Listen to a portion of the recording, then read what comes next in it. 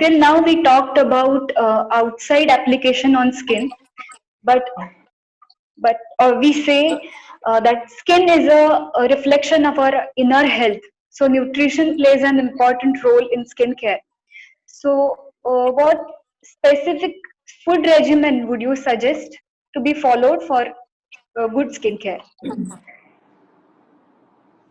Okay.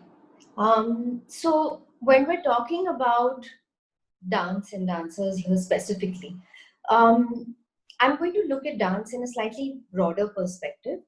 I'm sure you'll all agree with me that dance, if you were to look at it from a point of view of exercise, it's an endurance exercise, right? It's not something that you do for 10 minutes and it's done. It's like running a marathon. So it requires a lot of endurance, right? Now, as far as this is concerned, keeping the endurance in mind, I would say that in your diet, definitely go in for a high protein, a mid fat, and a low carb diet. Okay, a lot of us tend to cut out the fat and the carb completely from our diet and stick to a high protein diet. That is not going to help. You do need carbohydrates in your diet. When I say carbs, I mean complex carbs, right? Naturally occurring carbs. And you do need fat as well for the endurance to sustain for longer periods of time. You will need fat in your diet as well. So a high protein, mid fat, and low carb diet for sure.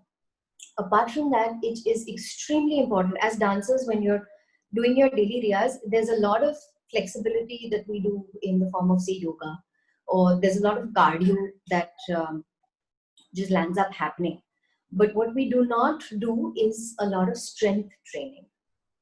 And when I say strength training, I clearly mean lifting weights in a gym.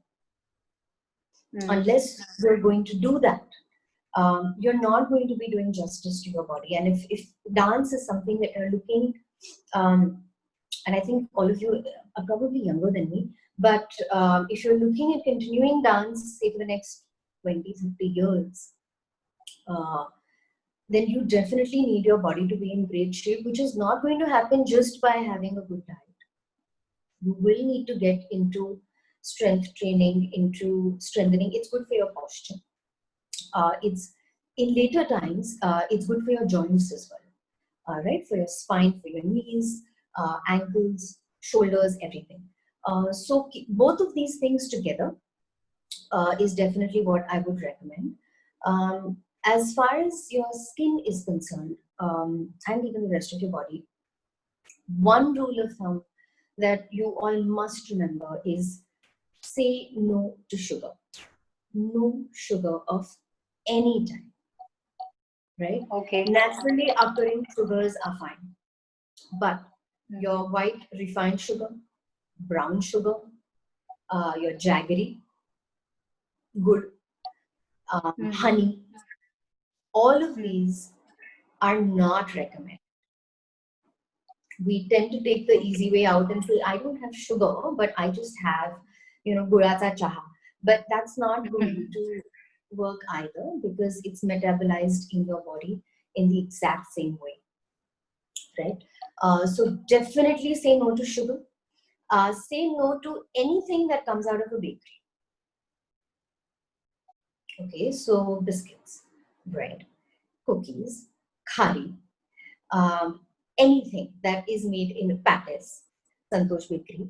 And that was just a joke. I love Santosh Bakery packets. But all of these things definitely say no, right? Anything that's made in a bakery.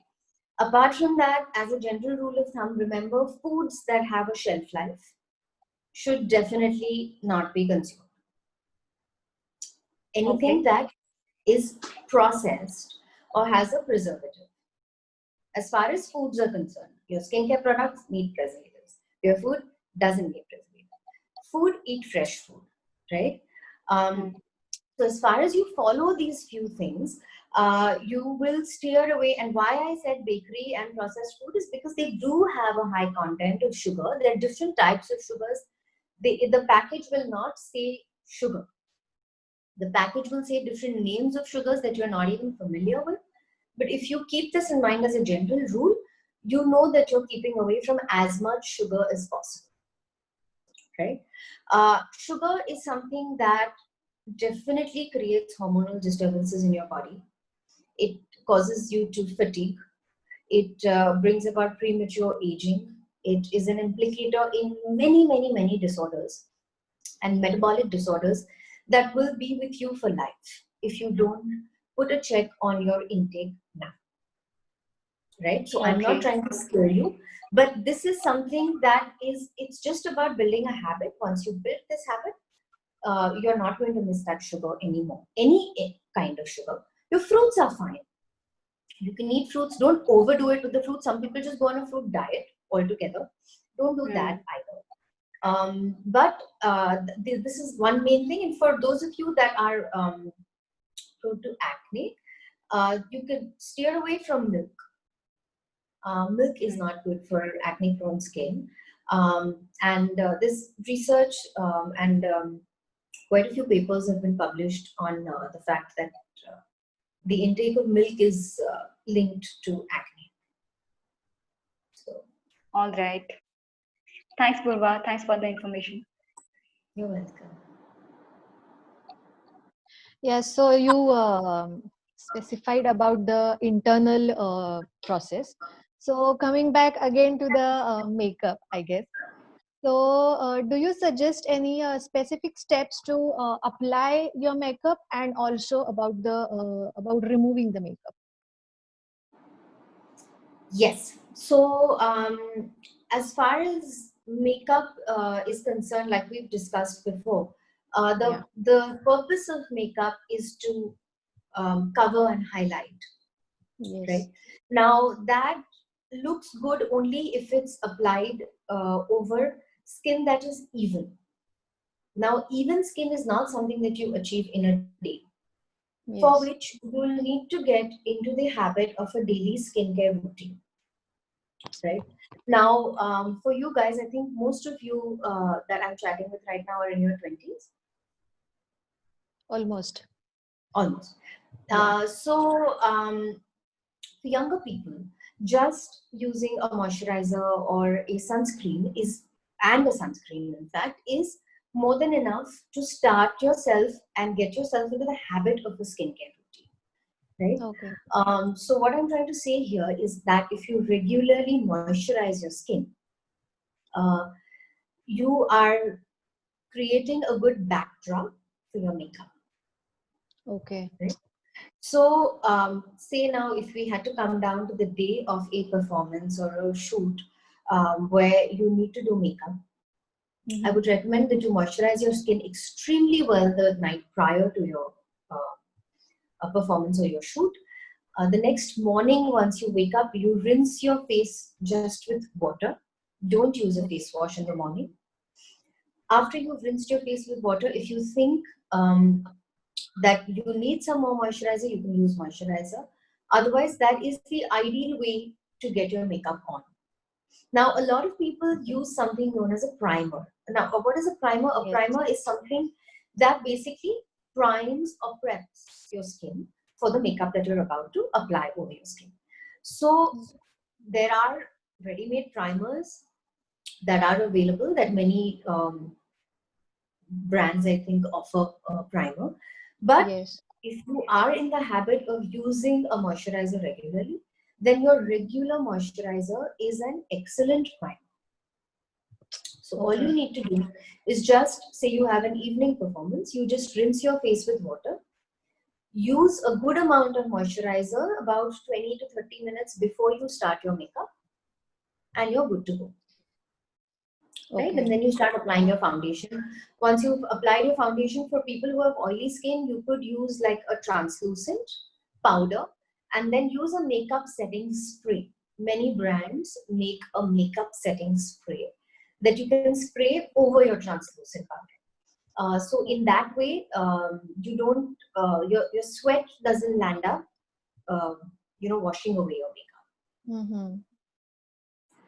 So that's as far as applying the makeup is concerned. Now, when you're taking off your makeup, When we apply makeup, what we do is we apply the base first, and then there's the eyes, and then there's the lips by and large, right? Yeah. Lips and then your Blush on and blush. on.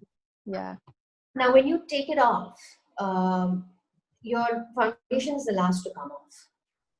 Okay. Yes. The first thing that you always take off is your eye makeup. Like I mentioned before, I actually do have a video on how to take off your makeup. It's called the double cleanse method. So visit my YouTube channel, Dr. Poorva Shah the Skin Talk, and I've in detail explained as to how to take off your makeup, which are the kind of cleansers that you can use. You will need two types of cleansers: an oil-based cleanser to first take off your basic eye makeup, and then to wash it off, you will use your regular water-based cleanser that you use every night. A cleanser is nothing but a face wash. That's how you take off your eye makeup. You can do the same thing with your lips. If you have an oil-based cleanser, you can use that, even regular Vaseline, like petroleum jelly. Apply it over your lips, leave it on for a few seconds, maybe 30 seconds or so, and then just wipe it off with a washcloth, like a malmal cloth, Okay. right? Just wipe it off. So the idea behind this is for those people that do makeup frequently, you keep rubbing your lips and you keep rubbing your cheek and you keep rubbing your eyes, you're going to land up with very inflamed eyes and lips and skin, and in the long run, it's going to be very pigmented. You're going to have darkness around your eyes, your lids are going to be sensitive, your lips are going to get darker, you're going to have patches of pigmentation on your face, and you don't want that because you don't want to use makeup to hide what makeup did to you, Yeah. right? So, and it wasn't the makeup, it was genuinely the wrong way of taking it off. Makeup per se is not bad for your skin. Makeup is fine. It's just about how you apply it and how you take it Yes. off. Too much friction is not good for your skin. Always remember that. So Okay. for all And of you that do, should I ask? Yeah. Many dancers use proper oil to remove the makeup. So is it fine or that's not? fine. You could, Yeah. you could use oil. The problem with using oil, especially for the removal of eye makeup, is that Okay. oil can harbor a lot of microorganisms. And if you don't take it off well, it can stay embedded in between your eyelashes, and that's risky for your eyes itself. It can give you an infection. So True. using, or it can irritate your eyes if it gets into your eyes, Okay. right? So at least for your eyes, invest in a good cleanser for your eye makeup, right? When I say cleanser, it has to be an oil-based cleanser that you use for your eye makeup. There are certain milks, I think, available which are not the best for your eye makeup Okay. removal. You could indulge in an oil and water emulsion. There are some brands that make that to take off your makeup. Take it on a cotton pad, place the cotton pad on your eyelid keep it there in contact with your eye makeup for about 5 to 7 seconds, and then just wipe it off. So Okay. that gives the oil some time to break the oil in the eye makeup, and then when you wipe it off, more often than not, your eye makeup will come off in just one wipe, or at the most you need 2 or 3, but you won't have to keep going at it. So that definitely do that for the eyes. For the rest of your face, yes, you could use a basic oil, but make sure that you take off the oil very well with your face wash after. So you True. apply the Vaseline or the oil to your face, keep it on again for a few seconds, give it time to interact with your makeup, wipe it off clean with a washcloth, and then wash your face with your face wash. Once you've washed your face with your face wash, please make sure that you apply a moisturizer immediately After that. within the first 2 minutes of you having washed your face. So Okay. then your skin is going to be like nothing ever happened. Okay. That was very insightful. Before closing the session, just one last question, Purva. And Yeah. I think this is very important. in today's times, students generally give up on art because of important exams or other priorities. And you have followed your art, your dance, your singing as well, and along with your medical profession. So, what will you suggest or what will you say to the younger generation? Yes, I get asked this a lot, and frankly, I would never ever take the even a small amount of credit for me having had this opportunity to pursue all three of my careers.